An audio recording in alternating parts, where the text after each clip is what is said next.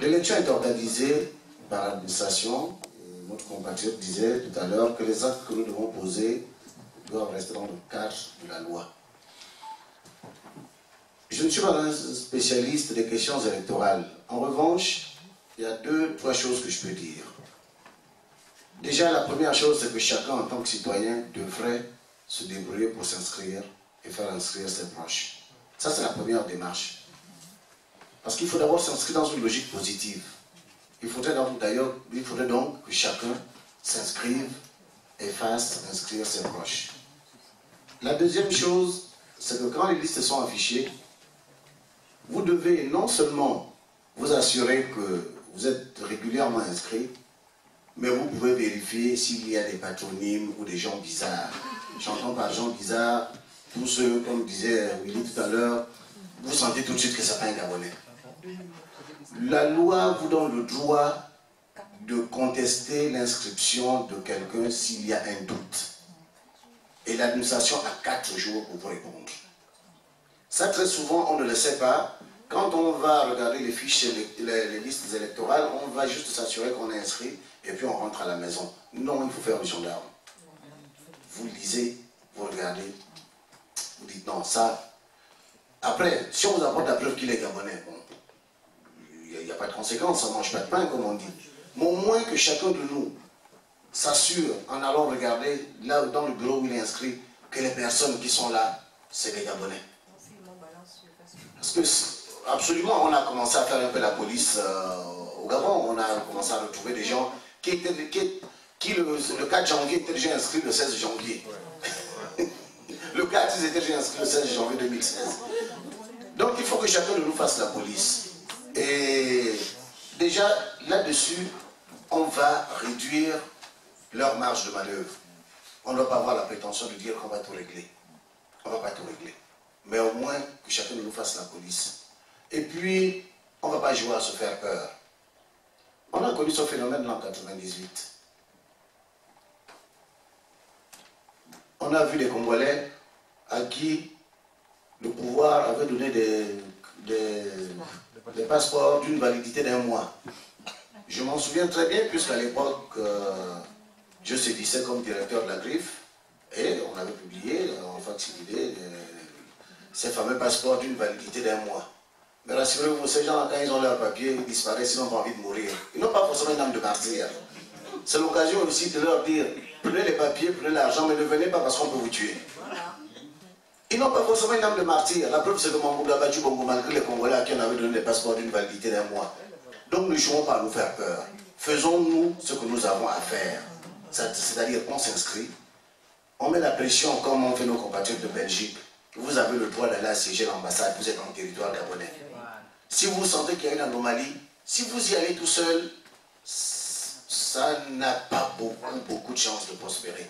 En revanche, si le petit agent qui est là vous voit débarquer à 10, il va réfléchir avant de commencer à vous menacer. Il va réfléchir si vous débarquer à 10 en disant, bon, nous on veut être inscrit, on veut connaître les conditions d'inscription, pourquoi on demande tel papier, pas tel autre papier, et s'il y a un Béninois qui est là, qui veut s'inscrire, je crois qu'il va partir.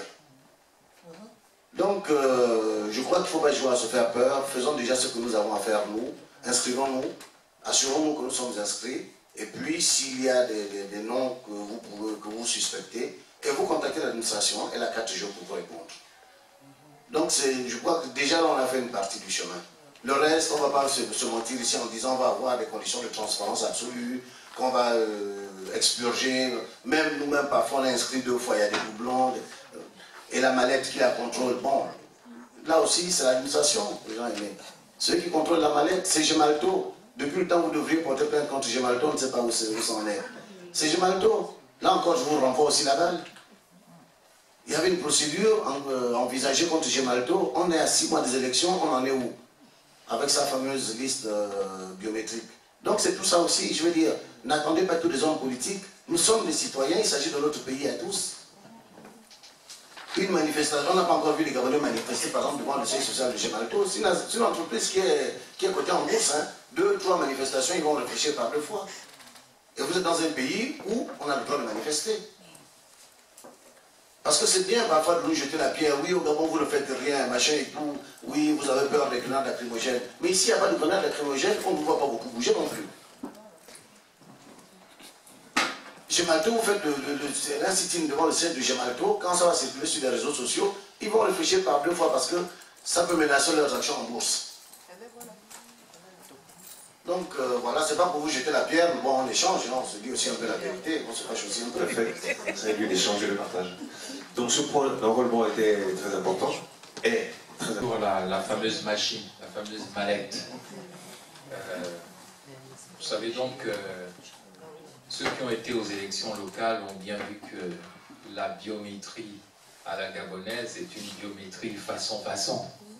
Ce n'est pas, il n'y a pas d'interconnexion entre les machines, justement. Et il n'y a pas aussi ce qu'on appelle l'authentification de l'électeur. Donc vous pouvez voter même avec une lettre recommandée, en réalité. Surtout si vous n'êtes pas gabonais. Voilà pourquoi je tenais juste à préciser que oui, la loi, dit notre compatriote, il faut faire les choses dans le cadre de la loi, mais attention, la résistance à l'oppression fait partie du droit international. La résistance à l'oppression fait partie du droit international. Article 2 de la Déclaration des droits de l'homme et du citoyen de 1789. Lorsqu'une communauté ne se sent plus représentée, elle a le droit de résister par tous les moyens à l'oppression. Et ça fait partie du droit international. Et moi, je suis un peu gêné, quand même, je dois avoir l'honnêteté de le dire. Je crois aux élections, mais je ne crois pas qu'aux élections.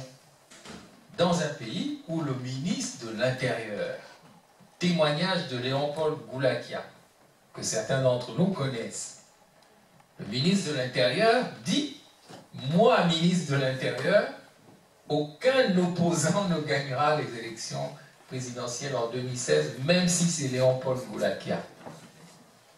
Gardons cela en tête. Oui, nous allons nous préparer aux élections, nous allons tout faire pour participer aux élections. Mais de mon point de vue, ce n'est que le plan A. Le plan B qui avait été énoncé en 2009, il doit être remis en vigueur.